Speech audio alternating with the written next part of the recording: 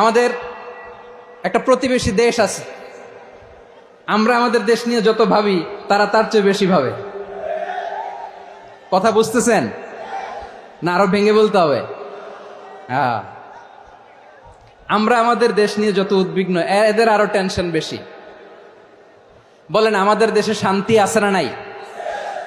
আমরা হিন্দু মুসলিমে কখনো দাঙ্গা লাগে? আসতে বলেন, কেন লাগে? ওদের পূজা পার্বণে আমাদের মাদ্রাসার ছেলেরা যে পাহারা দেয়, চিল্লায় বলেন ঠিক কিনা? আমাদের তাফসির মাহফিলের সময় ওরা ডিস্টার্ব করেন, ঢোল বাজায় না। ওদের পূজা পার্বণের সময় আমাদের তাফসির মাহফিলের ডেট হলে আমরা চেঞ্জ করে দেই।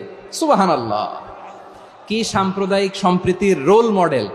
আর ওই বাংলাদেশের ব্যাপারে তারা অনেক ডিস ইনফরমেশন ছড়াচ্ছিল। ভারতের অনেকগুলো গণমাধ্যম, আমি জেনারেলাইজ করব না, আমাদের প্রতিবেশী দেশের সব গণমাধ্যমকে আমি দোষ দিতে চাই না, অনেকগুলো গণমাধ্যম তারা ডিস ইনফরমেশন শেয়ার করেছে।